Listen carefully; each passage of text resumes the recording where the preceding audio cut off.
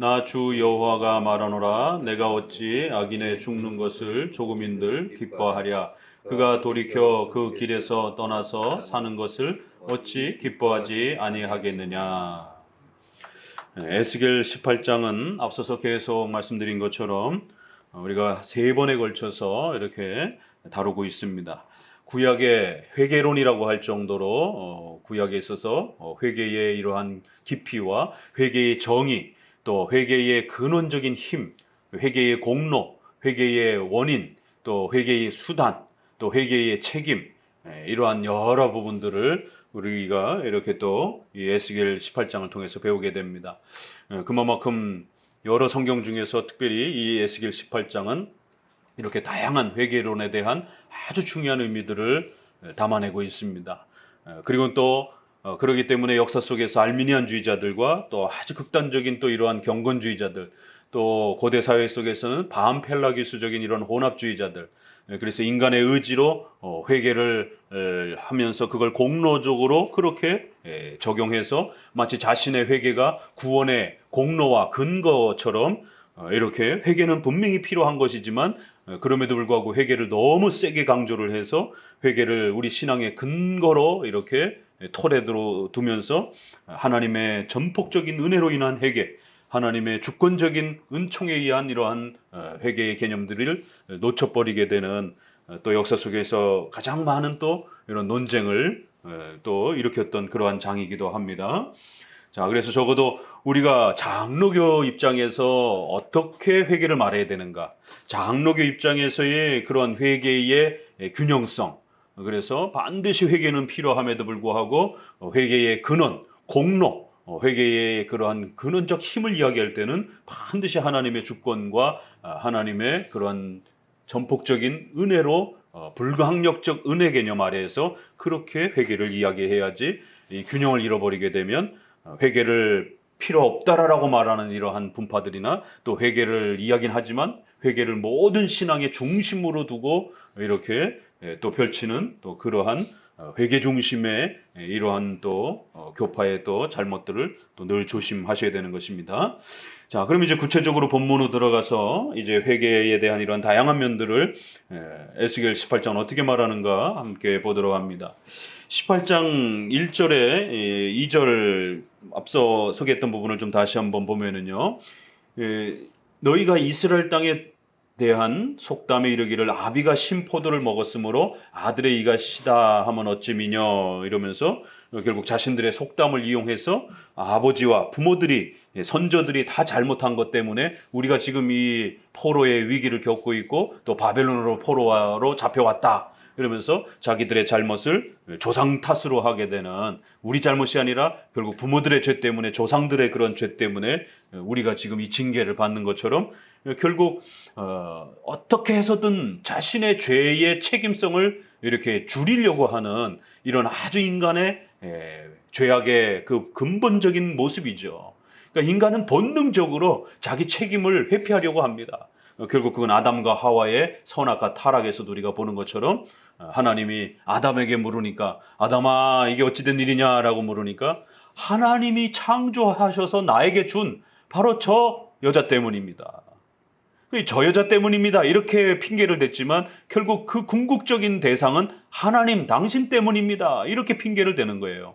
결국 그 하와를 나에게 준 것은 하나님이기 때문에 결국 여자가 나를 유혹했고 결국 그 여자를 준 것은 하나님이기 때문에 결국 내가 이렇게 잘못한 것은 결국 하나님 때문입니다.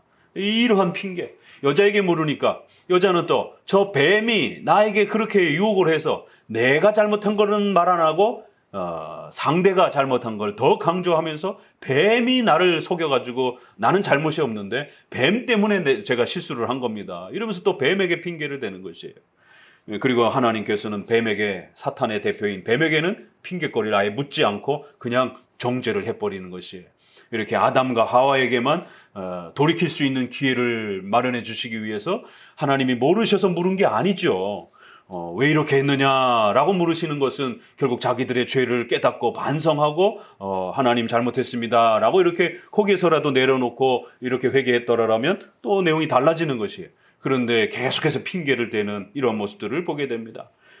이러한 인간의 죄성이 인류 전체에게 퍼진 것이고 결국 인간은 끊임없이 자신의 죄를 추궁당하게 되면 죄 때문입니다. 저의 잘못이 아니고 남 때문입니다. 이런 아주 악독한 인간의 본성. 그렇기 때문에 끊임없이 이 죄의 핑계를 다른 쪽으로 돌리려고 하는 이러한 인간의 악한 본성들을 또 우리는 보게 됩니다. 그러자 하나님은 어떻게 대답하셨느냐면 4절에 모든 영혼이 다 내게 속한지라. 그래서 아비의 영혼이 내게 속한 같이 아들의 영혼도 내게 속하였나니 범죄하는 그 영혼이 죽을 것이다. 그래서 하나님이 인간의 죄를 책망하실 때는 누구의 죄 때문에 이렇게 책망하는 게 아니라 너 자신의 죄 때문에 책망하는 것이다라는 거예요.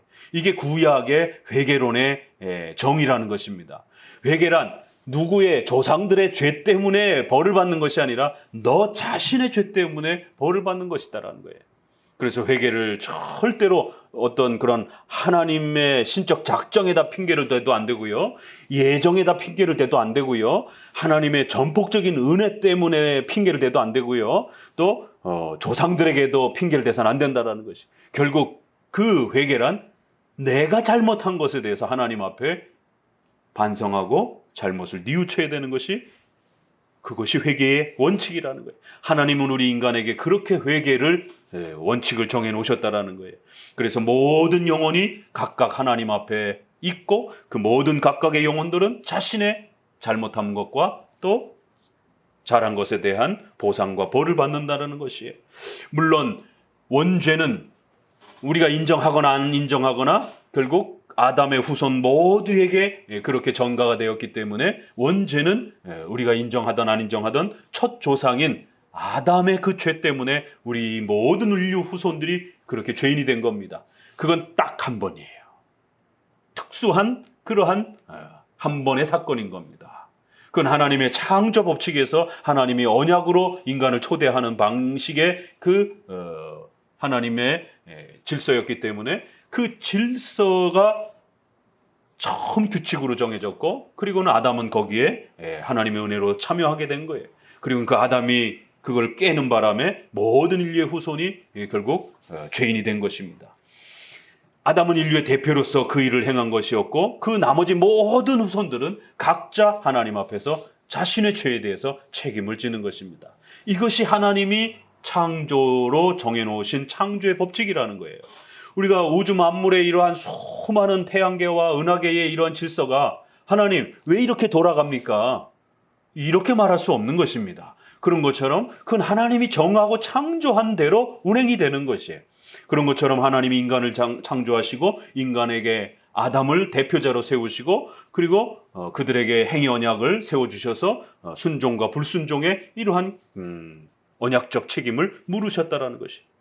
그 이후로는 아담의 범죄 이후로는 결국 모든 인류는 각각 범죄한 그 영혼이 하나님 앞에서 책임을 져야 되는 그러한 방식으로 하나님은 이 언약적 책임을 집행해 가신다라는 거예요.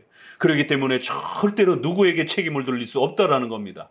바로 이제 여기에서 우리 장로교회의 이 회개의 책임론이 아주 강력하게 구축이 되는 겁니다. 많은 사람들은 이 부분에서 작정과 예정을 지나치게 강조하게 되면 인간의 회개의 책임이 없다라고 그러면서 자꾸 장로교회의 회개론, 예정론을 공격하는 겁니다. 그러나 그건 하나님이 인간을 다루는 방식을 오해해서 그런 것이에요. 중력의 법칙을 우리가 이해하지 못하고 숨을 쉬듯이 그걸 다 계산하고 숨을 쉬지 않는 것처럼 우리가 느끼지 못하는 상태에 그렇게 우리가 그 중력의 법칙 아래에서 살아가면서 그 혜택을 누리는 것이에요. 그와 같이 하나님의 절대 주권과 예정과 작정의 힘은 우리 인간이 계산해보고 반응하는 게 아니라는 겁니다. 우리 인간이 그거를 확인한 다음에 움직이는 게 아니다라는 것이에요. 그건 하나님의 신비로운 역사 속에서 우리를 지배하시고 통치하시는 전능하신 하나님의 손길로 그렇게 다스려지는 것이에요. 다만 우리는 그거를 전혀 못 느끼고 못 알아채기 때문에 우리는 자유롭게 인간의 의지를 가지고 인격적으로 우리가 원하는 일을 그렇게 행하면서 살아가는 것입니다. 여기에 신비로움이 있는 거예요. 그래서 하나님의 주권을 강조한다라고 해서 절대로 기계적으로 그렇게 짐승들처럼 본능적으로 또 이렇게 억지로 이렇게 살아가는 게 아니라는 겁니다. 그렇기 때문에 인간은 반드시 자신의 삶에 책임을 져야 되고, 인간은 자기가 선을 택했든지 악을 택했든지 거기에 대해서 반드시 자신이 자원함으로, 자신이 원해서 인격자로서 그렇게 짐승이 아니라 인간이기 때문에 그런 인격적 행동을 그렇게 자원함으로 하는 것입니다. 하나님은 인간을 그렇게 창조해 주신 것이에요. 하나님의 형상으로 만들었기 때문에, 또 그 인간에게 언약이라고 하는 엄청난 이 관계로 하나님이 우리를 초대해 주셨기 때문에 이 두 개의 하나님의 배려만 봐도 인간은 어마어마한 책임감을 짊어지고 있다는 거예요. 그렇기 때문에 절대로 예정론, 작정론 핑계대고 하나님이 나에게 은혜를 안 주시네. 그러니까 나는 회개 안 하겠습니다. 회개는 하나님이 전적으로 주시는 거라며요. 그러니까 아직 회개가 나에게 다가오지 않은 것 같아요. 회개의 은혜가 나에게 아직 덜 주어진 것 같아요. 아직 80%밖에 안 주어진 것 같아요. 그러니까 나 아직 회개할 때가 안 됐어요. 이러면 안 된다라는 겁니다. 중력의 힘과 바람이 우리 허파에 얼마큼 왔는지, 80% 찼는지 90% 찼는지 우리는 모르는 것입니다. 우리는 열심히 죽지 않으려면 숨을 쉬어야 되는 겁니다. 그런 것처럼 하나님 앞에서 책망받지 않으려면 열심히 회개해야 되는 거예요. 그걸 알아차리고 깨닫고 확인하고 분석하고 이래가지고 회개의 그 타이밍을 잡는 게 아니라는 거예요. 하나님 앞에 엄중하게 말씀을 들었으면 듣는 그 순간 잘못한 게 있으면 회개하면 되는 것입니다. 이렇게 인간의 이 자신의 언약에 대한 이런 부분들을 곡해하는 이런 어리석음들, 또 하나님의 창조의 원리를 핑계대려고 하는, 하나님이 이렇게 창조한 거 아닙니까? 하나님이 다 하신다며요.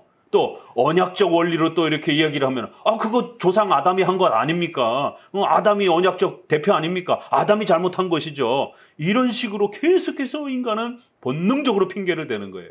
그럴 때 하나님이 그렇지 않다라는 거예요. 하나님이 인간을 다스리는 방식은 짐승하고도 다르다라는 거예요. 또 천사를 다루는 방식하고도 다르다라는 거예요. 천사는 하나님의 형상도 안 줬고 언약적 혜택도 안 준 겁니다. 그런데 천사들도 엄격하게 책임을 묻는데 하물며 인간에게는 이 두 가지를 더 주신 것이에요.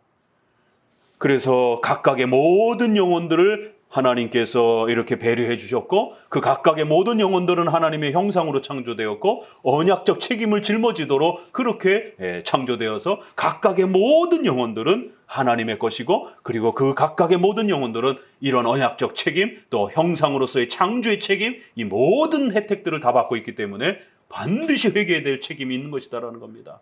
절대로 하나님의 주권 때문에, 창조의 질서 때문에, 행위 언약 때문에, 이러한 조상들 때문에 핑계를 대서는 안 된다라는 것이, 장로교의 예정론 때문에, 장로교의 섭리론 때문에 우리 회개가 자꾸 축소가 되어지고 자꾸 회개의 책임이 느슨해진다라고, 이런 식으로 알미니안주의자들과 인본주의자들이 장로교를 공격하면서 마치 자기들은 더 세게 회개를 강조하는 것처럼 이렇게 핑계댈 문제가 아니라는 것입니다. 그래서 하나님의 주권과 인간의 회개의 책임은 균형을 잘 이루어야 됩니다. 지난 2000년 동안 하나님의 주권과 인간의 의지 문제는 수만 편의 논문이 쏟아질 정도로 어마어마한 신학적 주제였던 겁니다. 어거스틴의 논문에도 자유지라고 하는 의지론의 이러한 책이 있고, 또 종교개혁 시대 때도 루터와 칼빈에게도 이러한 노예의지론이라든가 이런 의지론 책들이 쏟아져 나오는 것처럼 어마어마한 논문들이 하나님의 주권과 인간의 회개의 책임, 의지의 책임을 어떻게 이걸 균형 있게 말해야 되는가. 주권만 너무 세게 말하면 회개의 책임이 줄어드는 숙명론의 팔자론에 빠지고, 그리고 회개를 지나치게 강조하게 되면 주권론이 축소가 되어지면서 펠라기오스, 반펠라기오스, 알미니안주의, 인본주의에 빠지고 이러지도 못하고 저러지도 못하고, 그럴 때 우리 장로교는 이렇게 균형 있게 양 두 개의 개념을 잡아준 거고, 순서는 하나님의 주권과 하나님의 불가항력적 은혜 개념을, 회개는 하나님이 주시는 것이다라고 하는 은혜 개념을 먼저 구축하고 그 위에 인간의 회개의 책임을 논리적으로 만들어준 겁니다. 그리고 그 회개의 책임은 바로 하나님의 형상으로서 우리가 창조된 창조의 질서와 또 언약적 질서 속에서 인간이 그렇게 다스려진다라고 하는 이 위대한 하나님의 통치 방식 아래에서 가르쳐 준 겁니다. 그렇기 때문에 인간은 반드시 각각의 영혼은 하나님 앞에 자신의 행동에 대해서 책임을 져야 되는 그러한 방식으로 하나님이 통치하시고 다스려 가신다라는 것입니다. 이게 앞부분의 결론이에요. 이 결론을 가지고 이제 뒷부분에 예를 들어서 설명하는 것들을 봐야 이해가 되어집니다. 그리고 오늘 대표적으로 읽었던 하나님이 악인이 죽는 것을 기뻐하지 않는다. 모두가 다 회개하기를 원한다. 이거 잘못 읽게 되면 보편구원론, 만인구원론, 알미니안주의자들이 주장했던 모든 사람들이 다 구원받기를 원합니다. 하나님은. 그렇기 때문에 예정론, 제한속죄 이런 장로교의 이런 가르침은 너무 과격합니다. 이거 버려야 된다라고. 교회 안에서 절대로 가르치면 안 된다라고. 모든 사람이 다 구원받도록 그렇게 하나님은 예정하신 거다. 육이라는 건 없다. 그리고 모든 사람들이 다 구원받고 하나님 앞에 그렇게 혜택을 누리는 것이다. 이러한 알미니안주의자들의 인본주의자들의 이러한 주장을 이런 데서 끌어오게 되는 겁니다. 자, 그럼 우리는 이 구절을 어떻게 이해해야 될 것인가? 왜 하나님은 악인이 죽는 것을 기뻐하지 않는다고 그러고 모든 그러한 사람들이 구원받기를 원한다라고 하는 이런 표현을 하는가? 이거 까딱 잘못 읽게 되면은 결국 보편구원, 만인구원이라고 하는 이러한 결국 알미니안주의의 구원론이 되는데, 자, 그래서 일단 이 앞부분의 가르침을 먼저 잘 구축하고요. 자, 그래서 이제 그들의 십계명의 이러한 이야기들을 몇 개 소개한 다음에 이 십계명의 기준에 맞춰서 바로 죄를 평가하는 거고, 내가 뭘 잘못했는지 도덕적이고 상식적인 그러한 그 일반 은총의 개념에서도 도덕적 양심의 가책이 있지만 회개의 근본적 정의는 하나님의 말씀을 어기는 것이에요. 소유리문답 13은 죄란 하나님의 말씀을 지키는 것에 부족하고 또 어기는 것. 지키는데 부족한 것도 죄고 의도적으로 어기는 것도 죄가 되는 겁니다. 그래서 죄의 정의란 반드시 단순한 도덕적인 죄책감이 아니라 반드시 말씀의 십계명에 비춰봐서 뭘 잘못했는지를 깨닫고, 그래서 이것이 왜 죄가 되는지 분명하게 이해하고, 그리고 나서는 그것이 얼마나 하나님 앞에 심각한 죄인지를 마음으로 아파하고 괴로워하는 것이에요. 그럴 때에 회개와 용서가 일어나는 겁니다. 우리가 지난 앞서서도 또 이렇게 몇 번 소개한 것처럼 회개란 단지 이러한 일반 은총에서 일어나는 그런 양심의 죄책감, 도덕적인 슬픔 이런 게 아니라는 겁니다. 그건 불신자들도 최소한의 양심이 있기 때문에 남을 때리거나 죽이거나 또 폭행을 하고 이러면은 죄책감을 느낍니다. 그건 일반적인 그냥 죄책감인 것이에요. 회개를 정확하게 해야 되고 정확하게 회개를 했으면 용서의 약속을 받게 되는 겁니다. 정확한 회개란 바로 십계명을 깨닫고 배워서 이게 왜 죄가 되는지, 이게 얼마나 무서운 것인지를 정확하게 말씀을 통해서 내가 뭘 잘못했는지를 깨달아야 됩니다. 낙태 이러한 부분에 예를 들면 그런 겁니다. 일반 사람들도 모성애 때문에 낙태를 하게 되면 양심의 가책을 느낍니다. 그리고는 미안하고 아기한테도 미안하고 그러니까 내가 잘못했는데 이러면 용서의 이러한 그 기쁨이 오질 않는 겁니다. 자기는 회개를 한 것 같은데 자꾸 마음에 그 죄책감이 떠올라요. 이거는 회개를 한 게 아닙니다. 그건 그냥 도덕적이건 양심적인 죄책감 정도만 알고 있는 거예요. 성경에서 육계명을 통하여 살인하지 말라라고 하는 이 하나님의 창조의 이 주권에 대한, 인생의 모든 생명의 주인은 하나님이고, 그렇기 때문에 인간을 해치는 것은 바로 단순한 사람의 목숨을 빼앗는 게 아니라 하나님의 절대 주권에 도전하는 것이다라고 하는 이 강력한 살인죄에 대한 정의 개념을 깨달아야 되는 거예요. 그래서 자기가 그냥 자기 자식을 폭행을 하고 상처를 입힌 정도, 그런 정도의 죄책감에 머물러 가지고는 하나님 제가 잘못했네요, 이래 갖고는 회개가 되는 게 아닙니다. 그건 도덕적인 양심의 죄책감이에요. 십계명을 통하여 그건 하나님의 주권을 도전한 것이다라고 하는, 사람의 생명은 오직 하나님만이 가져가실 수 있는 겁니다. 사람의 생명을 해하는 건 하나님의 창조주로서의 주권, 인간의 주인이신 그 주권을 도전하는 것이에요. 그래서 이런 살인죄의 정의와 개념과 그 결과의 이런 부분들을 성경을 통해서, 십계명을 통해서 내가 얼마큼 죄를 저질렀고 그 죄가 얼마나 심각한 것인지를 깨닫는 거예요. 깨닫고 나면 아파오기 시작합니다. 아, 이게 그렇게까지 하나님 앞에 내가 범죄한 거구나. 살인하지 말라, 이거 불교에도 도덕경, 장자경 뭐 이런 데도, 화엄경 이런 데도 많이 있습니다. 그러면은 일반인들도, 불교인들도 그 정도 보면 싸우지 말고 남을 해치지 말고, 그럼 기독교의 이러한 말씀과 뭐가 다릅니까? 기독교의 십계명은 바로 그러한 6계명의 원리가 하나님과 관련되어 있다라는 거예요. 하나님의 뜻을, 하나님의 권리를 빼앗고 침해하고 망가뜨린 것이다라고 하는 이 죄의 개념이 강력하다라는 거예요. 단지 사람의 생명과 사람의 몸에다가 손대고 상처를 입힌 일반 그냥 불교라든가 이러한 유교 철학이라든가 일반인 가르침에는 그 정도밖에, 남을 해친 거다, 남의 생명을 파괴한 거다 정도밖에 설명을 안 하는 거예요. 그러나 우리는 거기에 더 넘어서서 그건 곧 그의 주인이신 하나님께 도전한 거고 하나님의 창조권을 결국 공격한 것이고, 이런 설명들이 계속 따라붙는 거예요. 그럴 때 내가 하나님 앞에 이렇게 범죄한 거구나. 다윗이 밧셋바를 그렇게 우리아의 아내인 밧셋바를 그렇게 성폭행해서 우리아를 죽이고 그 아내인 밧셋바를 취했습니다. 그건 분명히 자기 부하에게 잘못한 거고 밧셋바라고 하는 여인을 성폭행한 거기 때문에 그 여인에게 잘못한 거예요. 그런데 시편 51편에는 죄의 첫 회개가 하나님, 내가 주께만 범죄하였나이다. 가장 먼저 하나님께 범죄한 거를 더 우선적으로, 더 심각하게 그렇게 고백하는 겁니다. 그리고 나서 부하와 그 여인에게 잘못한 부분을 돌아보는 것이에요. 이렇게 십계명의 이런 부분들을 예를 들어서 너희들이 이런 부분에 만약에 어긋나게 되면 그건 죄를 짓는 것이다 라고 하면서 이렇게 의식범 이야기도 하고, 또 재정과 관련된 이자 문제 이야기도 하고, 또 남을 속이는 이런 부분에 대해서 이야기를 해주는 겁니다.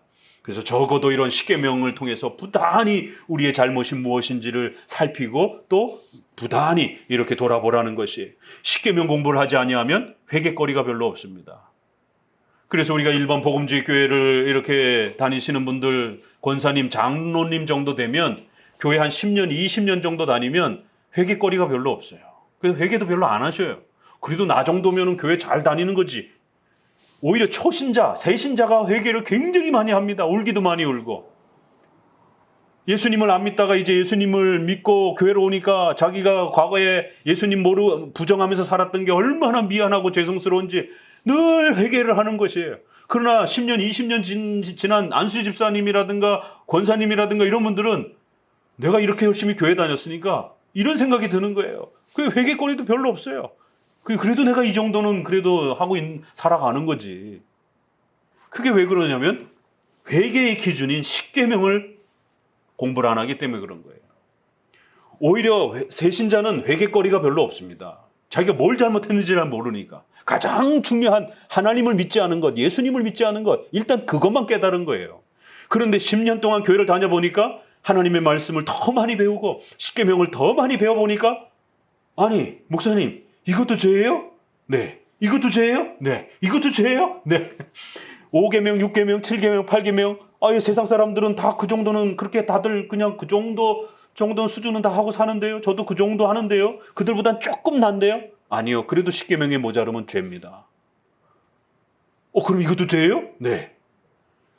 아니 죄가 이렇게 많아요? 네. 성경을 모르는 사람은 회개거리가 별로 없어요. 그러나 교회를 오래 다니면서 성경을 더 많이 알고 더 사랑하는 사람은 더 회개할 게 많습니다.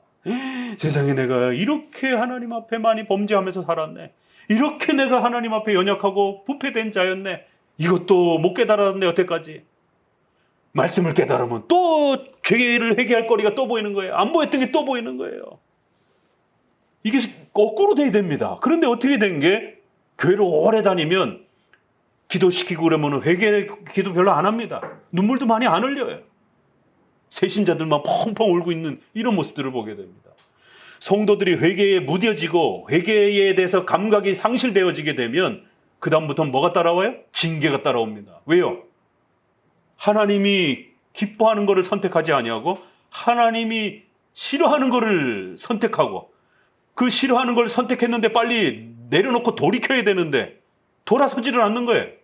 모르니까. 하나님의 뜻이 뭔지를 모르니까. 하나님이 뭘 기뻐하고 뭘 싫어하는지를 모르니까 나쁜 일을 선택해놓고는 계속 거기에 머물러 있는 거예요. 그러면 징계가 따라붙는 겁니다.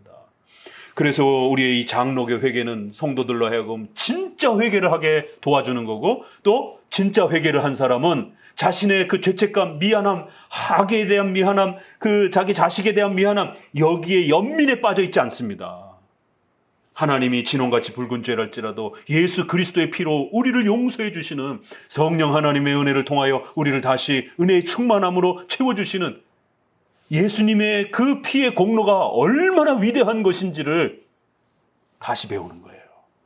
그러면 그 그리스도의 공로와 은혜를 붙잡고 일어서는 겁니다. 계속 연민에 빠져 있는 게 아닙니다. 계속 연민에 빠져 있는 건 뭐냐면 그리스도의 공로의 위대함을 무시하는 거예요. 인정을 제대로 못하는 겁니다. 그래서 회개도 정확하게 해야 되지만 그런 무서운 죄조차도, 아무리 큰 죄조차도 예수 그리스도의 공로를 우리가 의지하고 하나님께 용서를 구하며 나아가게 되면 그 그리스도의 공로로 우리를 용서하시겠다라고, 회개를 안 한 자가 문제지 회개를 한 자들은 분명히 용서하시겠다라고 약속되어 있단 말이에요. 그러면 그 하나님의 위대한 약속을 붙잡는 겁니다. 나는 부족해도 하나님이 용서해주고 다시 평안을 주겠다라고 약속한 그 강력한 말씀을 또 붙잡는 거예요. 이걸 안 붙잡게 되면 하나님이 약속해줬는데도 하나님 그거 말고요. 그런 약속은 별로 제게 안도감이 안 줍니다. 안심이 안 됩니다. 뭐 좀 차라리 짜릿한 거, 좀 막 눈에 뭔가 보이고, 이러면 이것도 하나님을 무시하는 행동인 겁니다.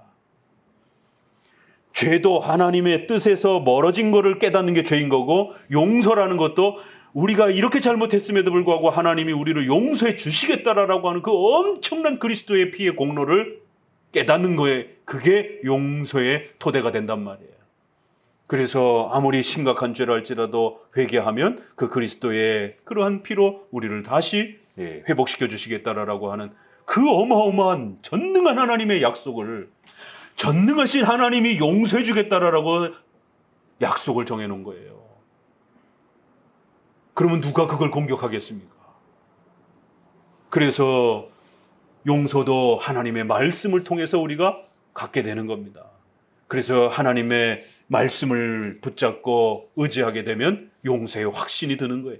그래서 죄책감과 연민과 이런 부분들이 사라지는 겁니다. 죄를 십계명을 중심으로 해서 분명히 깨달아야 되고, 그 죄를 회개할 때에 그리스도의 피로 우리를 용서하시고 성령의 충만함을 다시 회복시켜 주시겠다라고 하는 이 강력한 위로를 또 깨닫게 되는 거예요. 그럴 때에 진짜 제대로 회개를 하게 되는 거고, 또 예수 그리스도의 공로로 주어지는 그 용서의 약속도 또 붙잡게 되는 거예요. 그래야 이 죄책감이 사라집니다. 그렇지 않으면 꿈에도 또 일상생활 중에도 끊임없이 그 죄책감에 시달리는 거예요.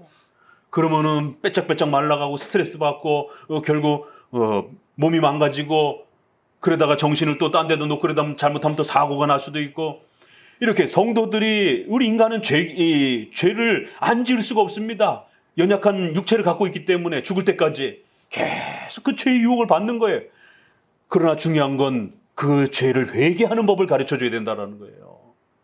그래서 정확하게 회개를 하고 용서의 기쁨을 누리며 살아갈 수 있는 이 원리를 가르쳐주지 아니하면 징계를 받을 수 있고, 또 그 죄 가운데 계속 머물러 있다가 몸도 망가지고 삶도 망가지게 되는 이런 심각한 위기가 닥친다라는 겁니다. 그렇기 때문에 이걸 대충 가르칠 수가 없다라는 거예요. 왜 장로교의 회개로는 이것도 문제가 있고 저것도 문제가 있고, 왜 이렇게 예리하게 이렇게 잘못된 그런 좀 비슷하고 뭐 괜찮은 것 같은데 왜 이것까지도 뭐 이렇게 회심 준비론도 그렇고 청교도의 어떤 회개론도 그렇고 경건주의 회개론도 그렇고 웨슬레라든가 성결교, 감리교 회개 얼마나 많이 세게 강조합니까? 근데 거긴 너무 세게 강조를 해서 문제가 되는 거예요. 그러니까 이런 부분에 대해서 왜 이런 부분들이 부족하다라고 자꾸 얘기를 하느냐? 바로 이 죄를 정확하게 깨닫는 거에 약하다라는 거. 그러려면 율법의 기능을 강조를 해야 됩니다. 그러니까 율법의 이러한 독특한 이해가 따라붙어야 되는 거예요.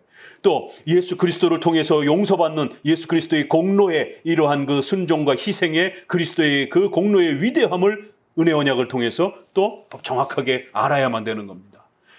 그래야 성도들이 하나님의 징계에서 빨리 구해질 수 있고 피할 수 있고 또 성도들의 삶과 몸의 건강이 망가질 수 있는 이렇게 온갖 죄책감과 이러한 그 공포감에 시달려서 일상생활을 못할 정도로 이렇게 계속 고통 속에서 있는 것을 끄집어내 줄 수 있단 말이에요. 이게 마음의 문제이기 때문에 이게 무슨 눈에 보이는 거면 어떻게 이렇게 뭐 만들어주기나 하죠. 이게 우리 인간의 마음이기 때문에 어떤 고통 속에 빠져 있으면 그거 누가 와서 위로한다고 몇 마디 위로한다고 상담해 준다고 해결될 문제가 아닙니다. 그건 반드시 회개해야만이 끝나고 그리스도의 공로의 용서를 붙잡아야만이 해결이 되는 것이에요. 그러니까 정말 그 자유함과 용서의 기쁨을 제대로 맛보게 해주려면 이런 회개의 개념과 정의를 정확하게 잡아주면서 설명을 끌어줘야 되는 겁니다. 자, 그러면서 이제 한 예를 드는 것이 십계명 기준 나왔어요. 그리고 이제 10절부터 자, 그러면 이제 좀 더 쉽게 이해해 보라는 거예요. 가령 그가 아들을 낳았다 하자 그 아들이 이 모든 선은 하나도 행치 아니하고 그 악 중에 하나를 범하여 강포하여 살인하거나 산 위에서 재물을 먹거나 이웃의 아내를 더럽히거나 가난한 자를 궁핍한 자를 학대하거나 억탈하거나 빚진 자의 전당물을 도로 주지 아니하고 우상의 눈을 돌리거나 가증한 일을 행하거나 변을 위하여 꾸이거나 이식을 받거나 할진대 그가 살겠느냐 살지 못하리니 이 모든 가증한 일을 행하였은즉 정령 죽으리라.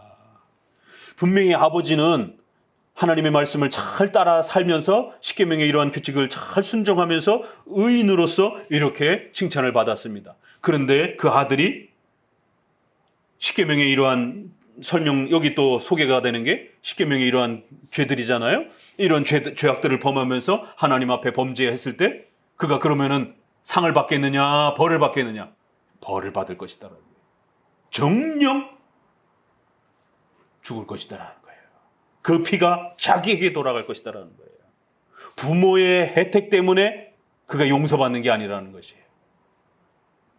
아버지의 의로움과 자식의 죄악 연결이 안 된다라는 것이에요. 그런데 그 자식이 14절 또 봅시다. 그런데 그 악한 부모가 이제 또 부모가 됐어요. 그 어린 자식이. 그리고 자녀를 낳았어요.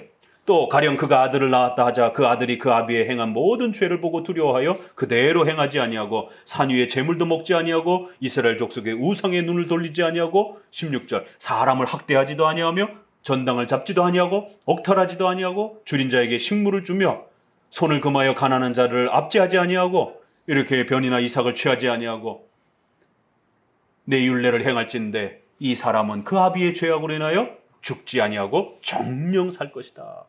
그가 십계명을 통하여 하나님 앞에 자신의 죄를 깨닫고 하나님 앞에 회개하고 십계명의 말씀을 따라서 열심히 살아가려고 순종하고 애를 쓴다라면 부모가 아무리 악한 부모라 할지라도 그 자식이 부모의 죄 때문에 같이 벌을 받겠느냐? 아니라는 것이.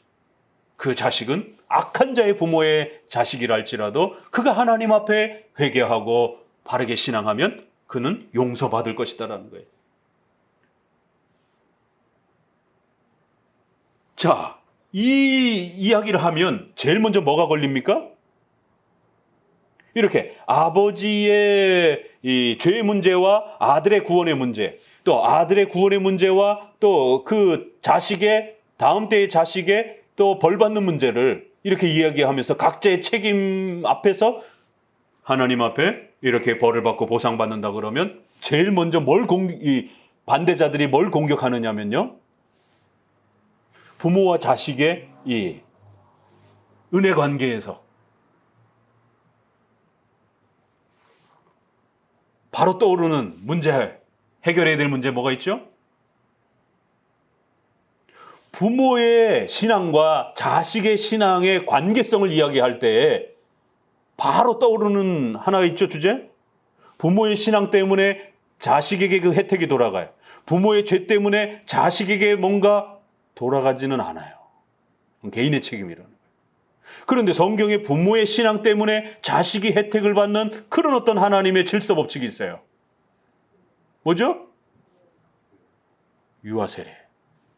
은혜 언약에 의한 유아세례. 그건 부모의 신앙 고백 때문에 그 자녀에게까지 구원의 이러한 은혜의 선물들을 부여해 주시는.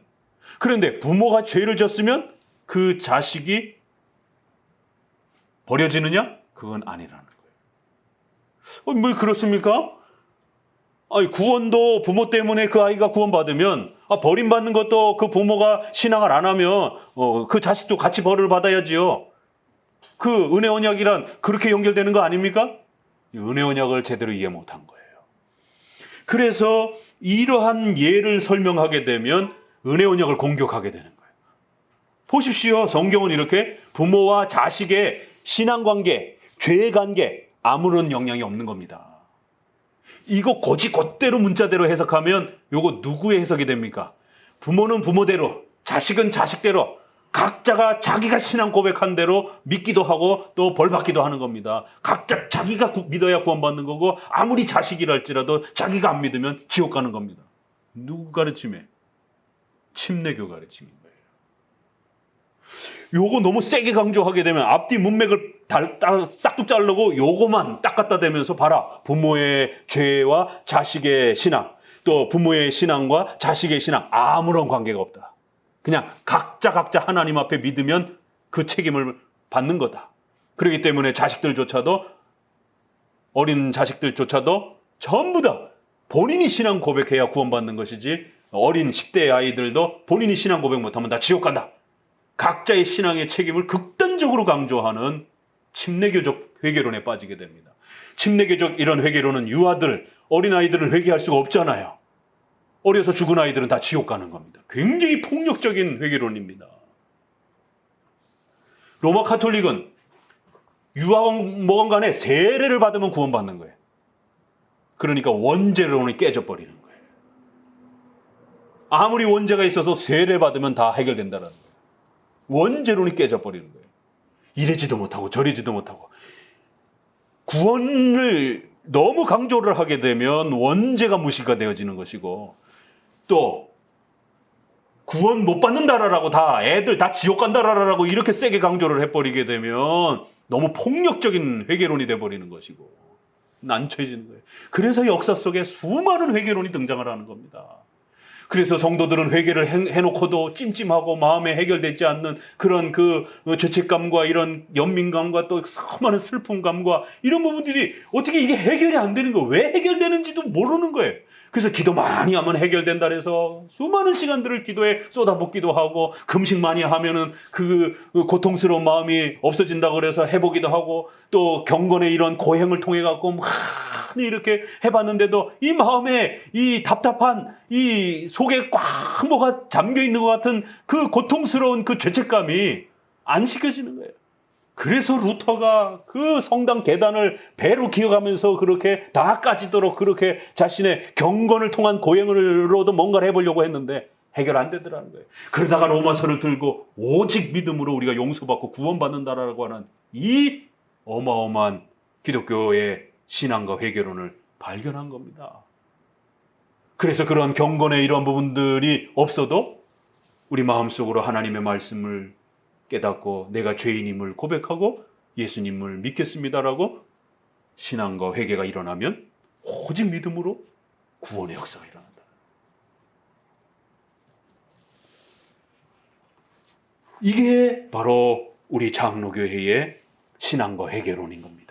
이거를 칼빈이 좀 더 체계로 잘 잡아놓은 것이죠. 이걸 여기서 다 설명할 수는 없습니다. 다른 부분에서 또 이제 나오면 그때 설명하고 1차적으로 이렇게 회개론을 이렇게 강조를 하되 균형을 잘 갖추면서 설명을 해야 된다는 거예요. 이 부분에서 부모와 자식과 또 자식의 이러한 관계성의 신앙과 죄의 관계를 이렇게 잘못 설명을 하게 되면 극단적인 침례교적인 이런 회개론이 된다는 겁니다. 우리 또 유아 세례론이 파괴가 되는 이건 그런 쪽에서 설명하면 안 되는 것입니다. 이거는 하나님이 이 문맥의 흐름 아래에서 어느 부분을 강조하고 있는지 이건 유아 세례론을 지금 여기서 설명하고 있지 않습니다. 이 본문에서는. 그렇기 때문에 이 본문을 핑계 삼아가지고 그러니까 유아 세례론도 의미가 없는 거다. 각자 부모든 자식이든 각자 자기가 신앙의 책임을 지는 것이지 왜 부모의 신앙이 혜택이 자식에게 돌아가느냐. 봐라, 부모가 아무리 잘 믿었어도 자식이 범죄하면 결국 죽는 거 아니냐. 여기서는 그 언약의 원리를 설명하는 게 아닙니다. 여기서는 지금 예정론도 설명하고 있지 않아요. 여기서는 인간의 회개의 책임론을 묻고 있는 것입니다. 그래서 그 문맥이 무엇을 말하고 있는지를 정확하게 파악하고 그만큼 설명을 해야지, 무슨 그 방망이 하나가 도깨비 방망이가 된 것처럼 그 문장 하나를 가지고 신구약의 전체 교리를 막 다 적용하고 막 다 해결되는 것처럼 이렇게 적용하면 안 된다는 것이. 유아 세례의 원리는 언약과 은혜 언약의 이러한 그 혜택 속에서 설명이 되어지는 거고, 여기서는 그 신앙의 책임에 대한, 회개의 책임에 대한 부분을 설명하는 겁니다. 그렇기 때문에 여기서 말하는 의인도 이신칭의의 의인이 아니에요. 성경에서 우리가 시편에서 내 의를 따라 상을 주옵소서, 내가 의롭습니다, 그렇기 때문에 나는 분명히 하나님 앞에 똑바로 살고 있습니다, 이렇게 자랑하는 그런 표현들이 굉장히 많습니다. 그건 절대적인 의가 아닙니다. 하나님 앞에 감히 어떻게 우리가 하나님과 비교해서 내가 절대적으로 의롭다라고 감히 말할 인간이 어디 있겠습니까? 상대적 의예요. 다른 사람에 비해서는, 하나님의 말씀을 무시하면서 살아가는 사람들에 비해서는 그래도 저는 열심히 하나님의 말씀에 순종하며 살아가려고 애를 쓰고 있습니다. 그런 정도는 충분히 이렇게 또 하나님은 의롭다라고, 또 우리의 성화에 대해서도 너희가 그래도 바르게 살아간다라고, 그래서 그렇게 바르게 살아가는 것을 너희는 의로운 사람이라라고 이렇게도 또 표현하는 것이, 꼭 칭의와 관련해서만 그 의라는 표현을 쓰지 않고 성화와 관련해서도 이렇게 폭넓게 씁니다. 구약은 신약처럼 정확하게 좀 더 세분화해서 쓰진 않는다라는 거예요. 그러니까 여기서 말하는 의인도 단지 이신칭의의 그 의가 아니에요. 그럼 이 이신칭의의 이 의로 설명하게 되면 당장 어떤 일이 벌어져요? 정령 죽으리라, 이 부분 때문에 칭의가 취소되는 거예요. 지옥에 떨어지는 거예요. 그렇게 읽으면 안 된다라는 것이죠. 그래서 이 18장이 알미니안주의자들이, 반펠라기스주의자들이 아주 눈에 불을 켜고 덤벼들면서 장로교를 공격할 때 써먹는 것입니다. 이거는 일반적인 그러한 십계명의 이러한 부분들을, 어떻게 보면 성화와 관련된 부분에 이러한 부분들을, 죽는다라는 말도 구약에서는 굉장히 폭넓게 씁니다. 너희가 지옥에 떨어질 것이다 라고 하는, 그럴 때도 쓰기도 하고, 또 성화적인 책망, 아버지로서의 징계에 빠질 것이다라고, 엄청난 징계를 받을 것이다라고 하는 그런 부분에서도 이 죽는다라는 표현을 씁니다. 음부에 우리를 빠뜨리지 마옵소서라고 했을 때 그 음부라는 말을 번역하기가 너무 힘들어가지고 구약의 스올이라고 하는 그냥 히브리어로 써서 우리 개정판에는 그냥 스올로 음역을 그냥 해놨더라고요. 옛날 우리 한글판에는 음부, 지옥, 무덤 이렇게 다양하게 이렇게 쓰는 것입니다. 자, 그래서 여기서 말하는 의인도 이신칭의의 그런 개념으로서의 의인이 아니라 하나님 앞에서 이렇게 회개하면 용서를 받고, 회개하지 아니하면 엄중한 하나님의 징계와 책망을 받을 것이다라고 이렇게 말하는 것입니다. 그리고는 그 부모가 자식을 낳았는데 그 자식이 바르게 행하면 그렇게 또 살아갈 것이다라는 거예요. 자, 그러면서 이제 조금만 더 넘어가 보시게 되면은 19절에 그런데 너희는 이르기를 아들이 어찌 아비의 죄를 담당치 않겠느냐 하는도다. 아들이 법과 의를 행하며 내 모든 율례를 지켜 행하였으면 그는 정령 살려니와 범죄하는 그 영혼은 죽을지라. 아들은 아비의 죄악을 담당치 아니할 것이요 아비는 아들의 죄악을 담당치 아니하리니 의인의 의도 자기에게 돌아가고 악인의 악도 자기에게 돌아가리라. 여기서 유아 세례의 혜택이 반드시 자녀에게 돌아가게 되어 있습니다. 그러나 여기서 말하는 각각의 의는, 선한 행동들은 각자 자기가 보상을 받고, 또 각자 자기가 잘못한 것은 각자 자기가 벌을 받는 것인지, 그것이 아버지 때문에 자식이 혜택을 받고 자식 때문에 또 아버지가 문제가 되고 이렇게 적용되는 게 아니라는 거예요. 회개로는 각각의 영혼이 하나님 앞에서 그 선과 악에 대한 책임을 짊어지는 그런 방식으로 하나님이 이 언약적 원리를, 또 하나님의 형상 안에서 창조의 원리를 그렇게 집행해 가는 것이다라는 겁니다. 이거를 곡해해가지고 이거를 섞어가지고 이렇게 하나님 때문에, 예정론 때문에, 또 하나님의 주권 때문에, 하나님의 불가항력적인 은혜라고 하는 이런 전폭적인 은혜 개념 때문에 우리가 결국 회개 안 해도 되는 것처럼 이렇게 핑계댈 수도 없는 것이고, 또 이러한 부모의 책임으로 돌려서도 안 된다는 것이, 범죄하는 그 영혼이 죽을 것이다. 20절에 다시 한번 강조하잖아요. 그 4절에서 강조했던 말들을. 자, 그렇게 해서 이제 분명히 각각의 책임성 아래에서 그렇게 하나님 앞에 책임을 지며 살아가도록 우리의 삶 전체가 그렇게 운영이 된다라는 겁니다. 그래서 이런 정도 차원은요, 일반 은총 아래에서도 불신자에게도 해당이 됩니다. 불신자들도 일정 부분에서 십계명에 맞춰서 바르게 행하게 되면 거기에 대한 보상을 받습니다.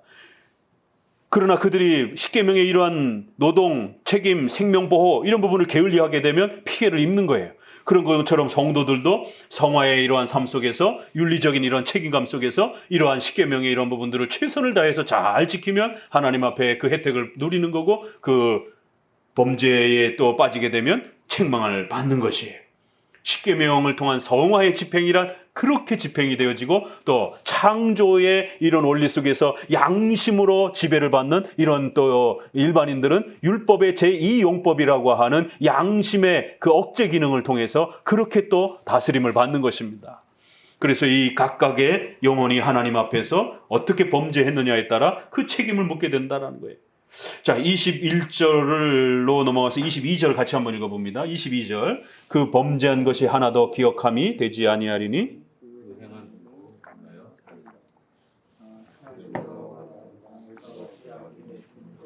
조금인들 기뻐하랴. 그가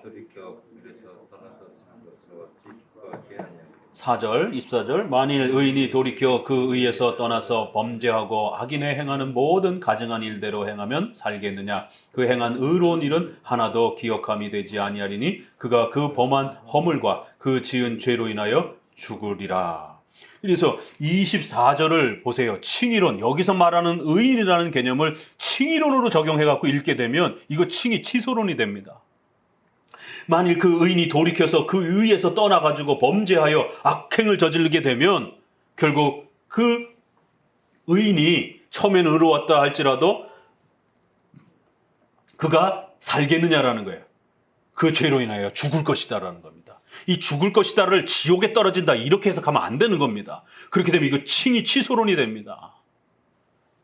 그래서 여기서 말하는 의인이란 이 이신칭의와 관련된 구원론을 지금 이야기하고 있는 게 아니라 어떻게 보면 전체적인 그러한 윤리와 성화에 대한 이러한 책임론에 대한 부분들을 이야기해 가고 있는 겁니다. 그리고 적어도 이렇게 십계명을 따라서 최선을 다해서 하나님이 기뻐하시는 선한 일을 선택하면서 살아가게 되면 하나님 앞에 이렇게 참으로 바르게 살아간다라고 칭찬을 받을 수 있다라는 거예요. 그러나 그렇게 살아가다가도 또 어느 날 어느 순간부터 또 느슨해져 가지고 게을러져 가지고 십계명의 이런 부분 등한시하고 악을 범하고 이렇게 되면 앞에 행했던 그 의로움 때문에 그가 평생 떵떵거리고 뭐 이렇게 이게 무슨 뭐 연금도 아니고 그런 거 아니라는 거예요. 분명히 회개는 인격적 책임 아래에서 운영이 되는 거기 때문에 앞에서 분명히 잘한 부분들에 대해서 하나님이 일정한 부분까지는 배려해 주십니다. 왜? 교회를 섬기면서 열심히 살았으니까. 그러나 그 선이, 마지노선이 넘어가기 시작하게 되면 징계가 그때부터 따라붙기 시작하는 거예요. 하나님은 공의로우신 하나님이기 때문에 잘한 일에 대해서는 보상을 주시고 또 잘못했을 때는 거기에 대해서 징계하시는 것입니다. 그렇기 때문에 각각 자신의 삶에 대해서 책임을 지면서 살아가는 것이지 무슨 연금처럼 자기가 10년 동안 교회 봉사 많이 했으니까 나는 성전 건축했으니까 다른 사람들보다도 성전 건축이라고 하는 이런 엄청난 공로적 선행을 해놨으니까 앞으로 나는 죽을 때까지 뭐 조금 잘못해도 조금 게을러도 하나님이 나 절대 책망 안 할 거다라고. 이게 소위 이건 제가 만든 겁니다. 연금식 회계로 이런 일들이 벌어지는 거예요. 그래서 자기가 교회를 봉사하고 희생한 거를 공로처럼 생각을 하게 되는, 또 자기가 경건에 이런 많은 어떤 이런 경건 생활을 한 게 마치 공로처럼 이렇게 새벽기도 많이 하면 나는 별탈 없겠지. 그래서 새벽기도를 아주 죽기 살기로 공로적으로 이렇게 쌓는 겁니다. 순수하게 기도를 하기 위하여 그렇게 매달린 걸 누가 뭐라 그러겠어요. 그런데 어느 순간 이제 성도들을 보게 되면 다른 성도들을 무시하는 거예요. 에이, 새벽 기도도 안 나온 사람이 무슨 능력이 있다라. 이런 식의, 나는 1년 12달 새벽 기도 한 번도 안 빠지고 다녔는데, 이런 게 공로가 되고 또 그거를 또 조장하는 겁니다. 그래서 1년 동안 새벽 기도 안 빠진 사람들을 포상을 하고, 이러면 이제 그게 공로가 됩니다. 점점 분위기 자체가. 본인도 그렇게 생각하고 교회 분위기도 그렇고. 그러면 이제 나머지는 내가 회개 조금 덜 해도 하나님이 웬만한 거는 좀 봐주시겠지. 이러한 연금 타듯이 회개론을 이해하는 것이에요. 지금 한국교회 저변에 이러한 기복주의적 회개론, 공로주의적인 이런 회개론이 전반적으로 깔려 있습니다. 아니요. 하나님이 정한 그 선을 넘으면 무섭게 성도라도 징계받을 수 있음을, 그래서 죄에 대해서 항상 두려워하고 경각심을 가지며 그렇게 살아가셔야 되는 거예요. 주기도문에 어디 연금식으로 어디 공로적으로 하나님이 그런 식으로 한다라는 말이 어디 있습니까? 내가 다른 사람의 죄를 용서해 준 것처럼 하나님 나의 죄를 용서해 달라라고 자신의 죄와 끊임없이 회개에 대한 부분들을 몸부림치면서 살아가야 된다라고 그렇게 당부하고 있는 것입니다. 자, 이러한 차원에서 이제 오늘 그 22절, 23절이 소개가 되는 거예요. 하나님 앞에 그 범죄한 것이 하나도 빠짐없이 기억되어서 각자에게 책임을 묻게 될 것이다라는 거예요. 각각은 또 그가 살은 선을 선택하며 살았던 그의 올바른 행동들을 통해서 하나님 앞에 그렇게 복을 받을 것이다라는 거예요. 그래서 이런 차원에서 23절에 하나님은 어찌 내가 악인이 죽는 것을 조금인들 기뻐하랴. 하나님의 마음은 그렇기 때문에 인간이 악을 막 행하면서 하나님의 창조물을 다 망가뜨리고 교회를 다 망가뜨리고 이렇게 살아가도록 되어지는 걸 하나님은 원치 않는다라는 겁니다. 이게 모든 사람들이 한 사람도 빠짐없이 모두 다 구원받는다라고 하는 구원론의 어떤 규범적 교리의 핵심 구절이 아닙니다. 이거는 온 세상이 망가지는 걸 어떻게 하나님이 두고 보겠느냐, 이런 하나님의 마음을 표출한 거예요. 그래서 이제 이거를 우리가 신론에 들어가게 되면 꼭 기억해 두세요. 작정해서 우리가 작정은 하나지만 하나님의 뜻은 하나예요. 그렇지만 죄와 관련해서, 인간의 악과 관련해서는 하나님이 죄의 주인처럼 보여줘서는 안 되기 때문에 항상 우리의 죄에 대한 책임을 강조하기 위해서 허용적 작정이라고 이렇게 표현하는 겁니다. 수동적 작정, 이렇게 좀 더 표현하는 거예요. 그리고 선과 관련해서는 우리가 선을 행한 모든 것은 하나님의 전폭적인 선물이요 은혜인 것입니다. 우리의 공로에 의해서 주어진 게 아니에요. 모든 것이 하나님의 은혜 속에서 주어진 거예요. 그러면 죄는요, 죄도 하나님이 다 주신, 이렇게 말하면 안 된다는 거예요. 죄는 물론 우리의 실수와 악까지 포함해서 그 모든 것이 하나님의 근원적인 작정과 계획 속에서 일어나요. 그래도 그걸 잘못한 죄의 책임은 우리에게 있는 거예요. 죄는 이렇게 구별해서 말할 줄 알아야 돼요. 그런 것처럼 작정은, 하나님의 작정은 하나이지만 이 죄의 이 어려움 때문에 항상 성경은 조심스럽게 이야기를 하는 겁니다. 하나님의 주권과 인간의 책임이 잘 조화되도록. 그래서 이러한 인간의 악행 때문에 인간이 망가지고 멸망하고 인간이 이렇게 파괴되어지는 것을 하나님은 원치 않습니다. 하나님은 선하시고 은혜로우시고 자비로우신 분이기 때문에 하나님이 죄져라 박수치고 망가져라 잘됐다, 이런 하나님이 아니라는 거예요.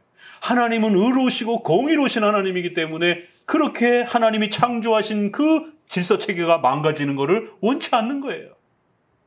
그렇다고 해서 그들의 모두를 구원시키겠다, 이런 하나님의 구원의 작정과 예정을 여기서 말하는 게 아니라는 것이, 하나님의 작정과 하나님의 그 악해져 있고 망가져 있는 이러한 섭리 속에서 인간의 죄 때문에 망가져 있는 이 역사를 하나님이 안타까워 불쌍히 여기시는 그 마음하고 표현이 다른 겁니다. 작정은 후회함이 없어요. 그러나 섭리 속에서는 하나님이 후회도 하시고 바꾸기도 하시고 그렇게 또 멈추기도 하시고 그러시는 겁니다. 왜요? 인간과 언약적으로 대응하시기 때문에, 여기에서도 인간은 회개를 해야 되고 자신의 삶에 책임을 져야 되기 때문에 하나님은 언약적으로 얼마든지 대응할 수 있는 거예요. 그래서 하나님의 신적 작정은 구원할 자를 구원하고 버릴 자를 버리는 것이에요. 그러나 하나님의 이 통치 역사가 실제로 집행되어지는 이 역사 속에서는 하나님은 후회도 하시고 바꾸기도 하시고 조정도 하시는 것이에요. 그렇기 때문에 하나님이 창조한 질서가 망가지는 것을 하나님은 안타까워하시는 것이에요. 괴로워하시는 것이에요. 탄식한다라고 말하는 거예요. 후회하신다라고 말하는 거예요. 그렇게 안 됐으면 좋겠다라고도 이야기하는 겁니다. 그래서 이건 우리가 어떻게 해결해야 되느냐 하면, 하나님의 작정의 선과 관련해서는 우리가 긍정적이고 적극적으로 이렇게 말하는 것처럼, 악에 대해서는 우리가 소극적으로 허용적으로 이렇게 작정을 이야기할 때 구별해서 이야기를 하는 겁니다. 이런 부분들도 이제 하나님의 허용적 작정, 이러한 개념으로 말하는 거예요. 그래서 이거는 하나님의 드러난 하나님의 마음, 계시된 하나님의 마음, 명령된 하나님의 마음. 하나님은 죄인들을 향하여 죄 짓지 마! 회개해! 라고 명령하시는 것이에요. 거기에는 예정된 자도 있고 예정되지 않은 자도 있어요. 그러나 모두를 향하여 죄 지면 안 되라라라고, 회개하라라라고, 죄를 멈춰라라라고, 창조주이기 때문에, 하나님의 창조 질서가 깨지기 때문에 명령하실 수 있는 거예요. 그래서 전도적 마음, 전도는 모두에게 행하십니다. 이방인 모두에게. 그렇죠? 어느 예정된 사람만 골라가지고 전도하는 게 아니잖아요. 모두에게 우리는 전도를 하는 겁니다. 예수 믿으세요. 빨리 회개하고 돌아오세요. 예정된 사람만 믿으세요. 이렇게 설교하지 않습니다. 분명히 우리는 예정론을 말하지만 구원은 예정의 그런 큰은된 힘에 의해서 이루어지는 거예요. 그러나 그것을 집행하는 방식에 있어서는 반드시 모든 사람에게 복음을 전파해야 되는 겁니다. 그래서 어거스틴이 예정론을 소개하면서, 예정론을 가르친다고 설교하면서, 예정된 너만 구원받는다, 다른 사람은 회개하지 않아도 된다, 이런 식으로 제안해서 전도의 대상을 제안해서 설교하는 자는 아주 악한 목회자고 어리석은 목자라라고 이렇게 얘기를 합니다. 전도를 이야기할 때는 모든 대상을 대고 회개하라라고 외치는 겁니다. 예정론을 가르칠 때도. 그러나 그 구원의 근원을 이야기할 때, 성격을 이야기할 때는 택자가 예정을 받는 거, 구원을 받는 거예요. 이런 것처럼 이렇게 하나님은 악한 자들이 온 세상의 창조 질서가 망가지는 걸 원치 않는 겁니다. 그건 하나님의 창조의 질서이기 때문에. 그러한 하나님의 마음의 속성을 이야기할 때 이렇게 전도의 그러한 모습으로, 또 섭리의 그러한 그 모습으로, 또 이렇게 악을 싫어하시는 그런 하나님의 마음의 입장에서, 그래서 이거를 드러난 하나님의 작정, 드러난 하나님의 뜻, 의지, 숨겨진 하나님의 신적 의지, 작정, 이렇게도 구별을 해서 이야기를 하는 겁니다. 우리가 그동안은 좀 더 적극적인 작정, 또 허용적 작정, 이렇게 이제 많이 배워왔다라면, 숨겨진 하나님의 마음, 의지, 드러난 계시된 하나님의 의지, 마음, 이렇게 구별을 하기도 하는 거예요. 그리고 명령된 하나님의 뜻, 드러난 하나님의 뜻, 또 전도적인 차원에서의 그러한 또 이러한 하나님의 뜻이라는 거예요. 얼마든지 우리가 그런 차원에서 이해할 수 있다라는 겁니다. 왜요? 하나님의 신적 작정과 그 뜻이 집행되어질 때는 다양한 방식으로 우리의 인간 세상 속에 섭리가, 그래서 굉장히 놀라운 거예요. 그렇기 때문에 섭리를 굉장히 오래도록 배워야 됩니다. 이렇게 하나님은 악인이 죽는 걸 기뻐하지 않고 세상이 망가지는 것을 하나님은 원치 않습니다.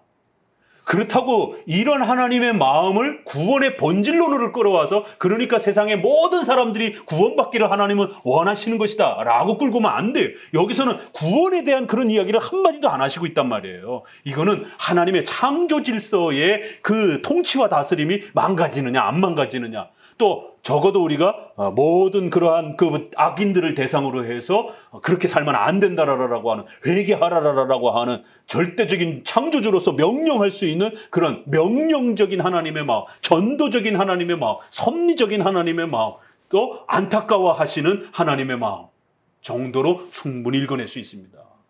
이게 이제 우리가 알미니안주의자들에 대한 답이에요.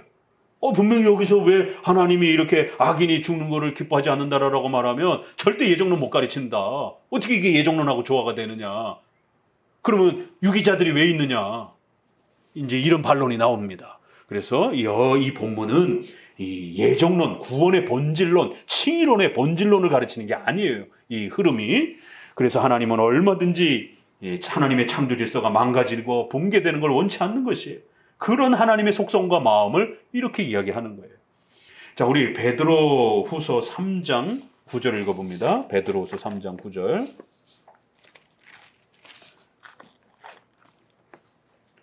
베드로후서 3장 9절입니다. 이것과 관련해서 가장 유명하게 또 이제 논쟁이 되었던 구절이 베드로후서 3장 9절입니다. 같이 읽어보도록 합니다. 베드로후서 3장 9절 같이 읽어봅니다.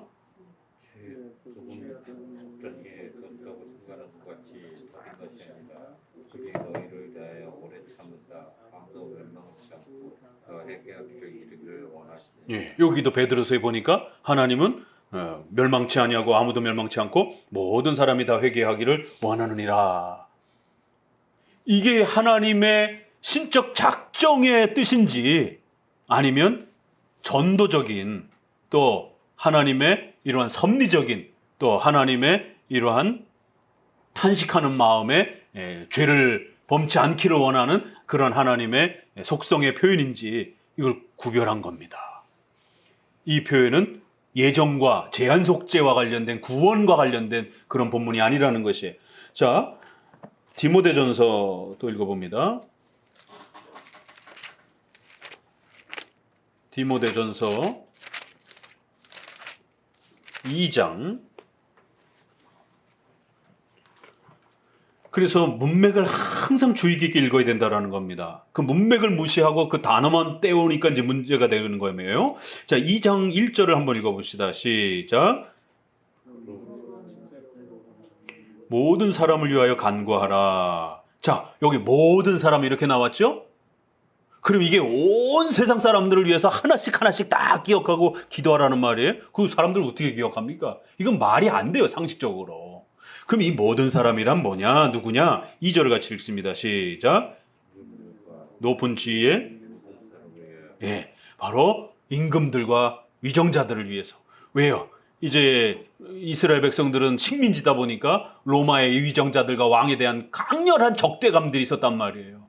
그러니까 그렇게 계층을 나누지 말고 인종을 나누지 말고 너희가 미워하는 원수라 할지라도 그렇게 위정자들을 위해서 기도하라는 거예요. 그래서 가난한 사람들이나 부자나 모두가 다 하나님 앞에 전도를 받고 나올 수 있도록 그런 뜻이지 이 세상에 있는 모든 사람 하나하나를 위해서 다 기도하고 그런 뜻이 아닌 겁니다. 4절을 읽습니다. 시작. 하나님은 이거 더 힘들죠? 여기는 아주 더 명확하게 모든 사람이 구원받기를 원한다라고 또 이렇게 아주 문자적으로 확정적으로 돼 있다 보니까 이게 이제 알미니안주의자들이 보편구원론, 만인구원론, 이 예정론을 싫어하는 사람들이 아주 가장 즐겨 쓰는 구절이에요. 그러나 이 문맥을 보시라는 거예요. 이게 이 세상 모든 사람들 하나하나가 다 구원받기를 원한다는 그런 문맥인지 그 하나하나 다 기억하면서 기도하라 그런 뜻이 아니란 말이에요. 계층을 나누지 말라라는 거예요. 유대인들이 이방인들을 얼마나 싫어했습니까? 짐승처럼 취급했단 말이에요. 그러니까 이방인들을 제외시키지 말라라는 거예요. 위정자들, 너희가 싫어하는 너희를 지배하는 나라라 할지라도 로마의 통치자들을 위해서 기도하라는 거예요. 그들도 구원의 대상이 된다라는 거예요. 이방인들, 너희가 짐승처럼 여기는 사마리아인들도 구원의 대상이 된다라는 겁니다. 그래서 너희들만 구원받는 것처럼 이렇게 생각하지 말라라는 거예요. 여기서 모든 사람은 모든 계층으로 우리 장로교는 칼빈, 어거스틴, 우리 종교개혁 웨스트민스터 총회 모든 대부분의 학자들은 여기는 모든 계층이라고 해석한 거예요. 우리가 전혀 양보를 해준다라면 많이 양보를 해준다라면 그저 전도적인 차원으로 회개의 차원으로. 왜요? 전도와 회개는 특정한 대상을 고집하면서 진행되는 게 아니라 모든 사람들을 향해서 이렇게 회개하라. 왜요? 예정을 우리가 깨닫고 나오는 방식으로 하나님이 이 예정을 집행하지 않기 때문에 예정을 모르는 방식으로 집행을 하신단 말이에요. 그래서 우리는 전도의 설교가 들려지면 즉각 회개하면 되는 겁니다. 내가 예정됐느니 안 됐느니 이렇게 불평할 필요가 없는 거예요.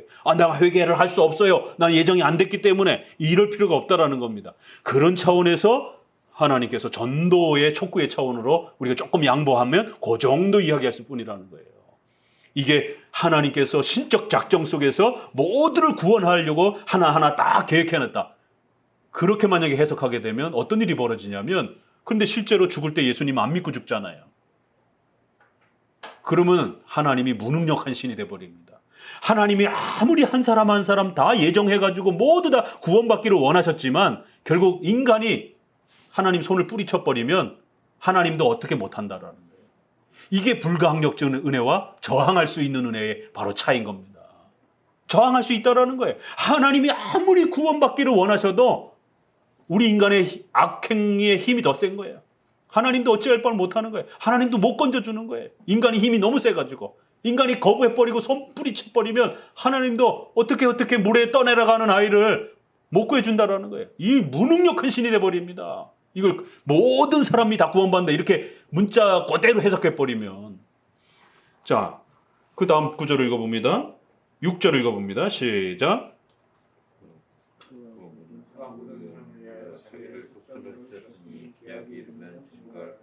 예, 그러니까 여긴 더 어려워져요. 죄안속죄가 파괴되는 것처럼 보이잖아요. 그러나 이게 다 같은 흐름인 겁니다.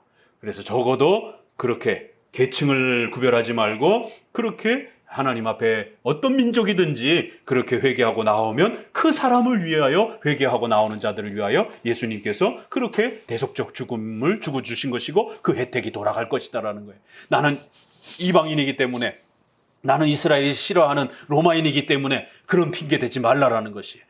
회개는 이렇게 전파가 되어질 때 특정한 대상을 이렇게 제한시키지 아니하고 또 부모와 자식의 어떤 특권을 이렇게 제한시키지 아니하고 각자가 책임을 지는 방식으로 그렇게 하나님이 이 신적 작정을 집행한다라는 겁니다.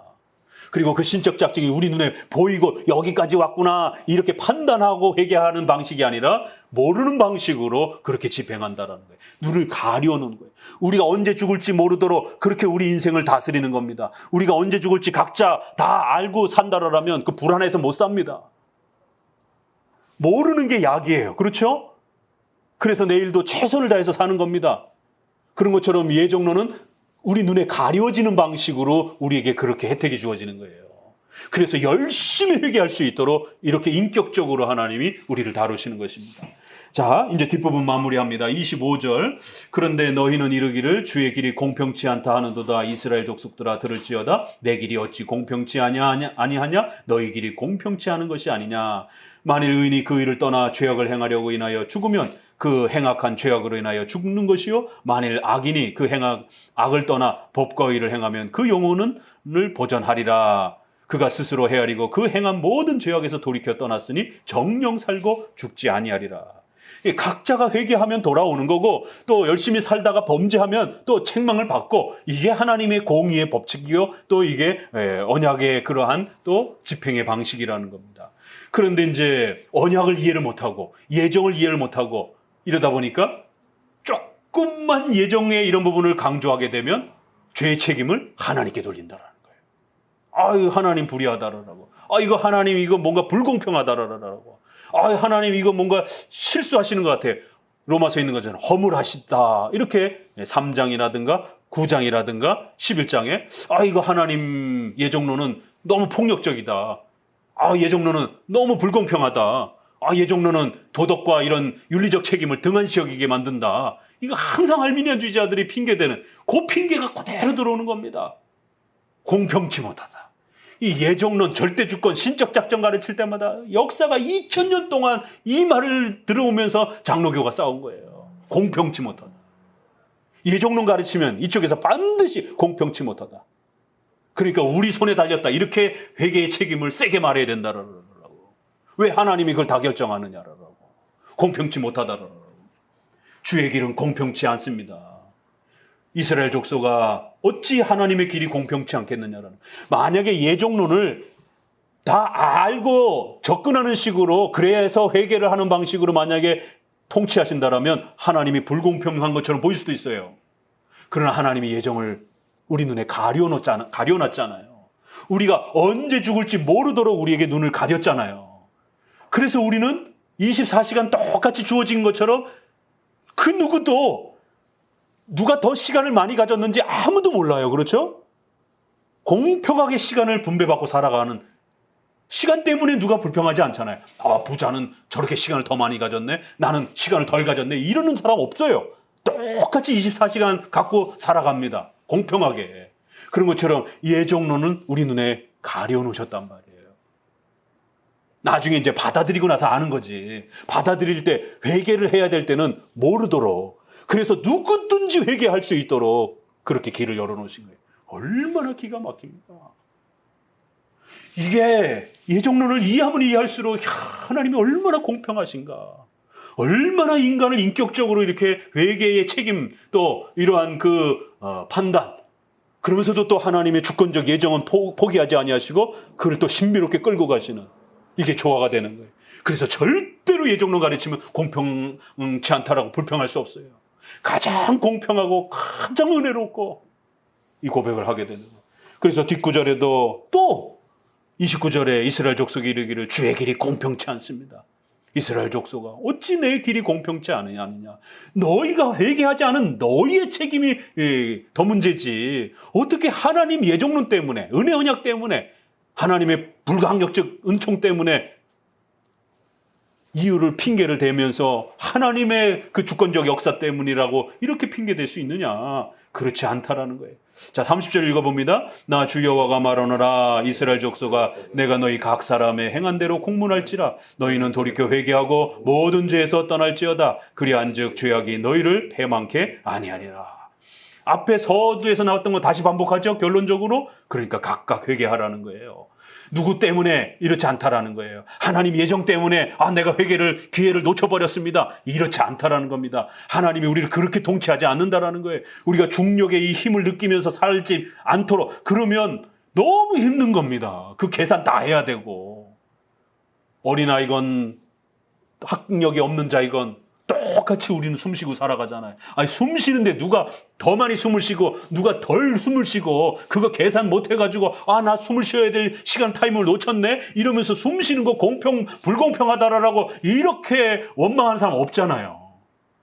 이렇게 기가 막히게 하나님이 예정론과 회개론을 조화를 시켜서 이끌어 가신다라는 거예요. 그래서 18장을 가지고 알미니안주의자들이 인간의 회개를 세게 강조하면서 하나님의 주권을 무시하고 이런 핑계 구절로 잡지만 전혀 그렇지 않습니다. 18장은 오히려 하나님은 그렇게 은혜스럽게 또 인격적으로 우리를 회개할 수 있도록 그렇게 기회를 주시고, 또 그러한 모든 이러한 놀라운 일들로 그렇게 집행해 가신다는 거예요.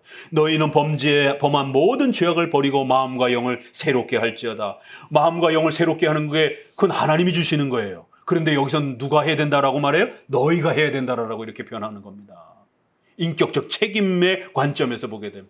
그래서 우리가 빌립보서라든가 베드로서라든가 이런 데 보게 되면 너희가 택함을 굳게 할지어다라고 이렇게까지 얘기를 하는 거예요. 아니, 선택을 우리가 어떻게 확고하게 만들어 갑니까?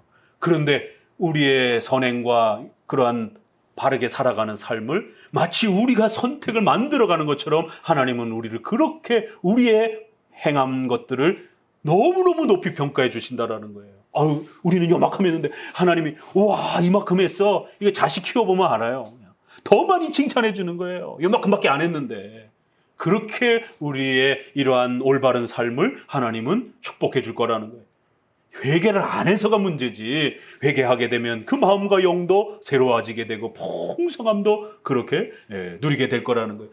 성령 충만함이 여기까지밖에 안 왔어요, 난 안 줬어요, 이렇게 핑계댈 수 없다라는 거예요. 누구든지 회개하면 은혜의 충만함을, 성령 충만함을 그렇게 누리게 될 거라는 거예요. 자, 마지막 구절 읽어봅니다. 그래서 마지막을 이렇게 마무리하는 거예요. 나 주 여호와가 말하노라. 죽는 자의 죽는 것은 내가 기뻐하지 아니하노니 너희는 스스로 돌이키고 살지어다. 얼마나 감사합니까? 그래서 하나님은 악인들이 죽는 것을 기뻐하지 않는다라는 거예요. 이 세상이 악으로 창궐하는 걸 하나님은 기뻐하지 않는다라는 거예요.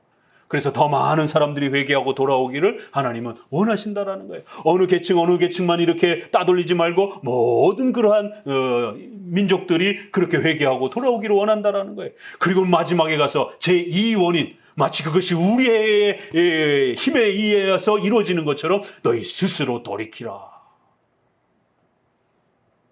핑계대지 말라라는 거예요. 그건 전적으로 인간의 책임이라는 겁니다. 스스로 돌이키라. 얼마나 강력하고 또 얼마나 막강한 회개의 외침입니까?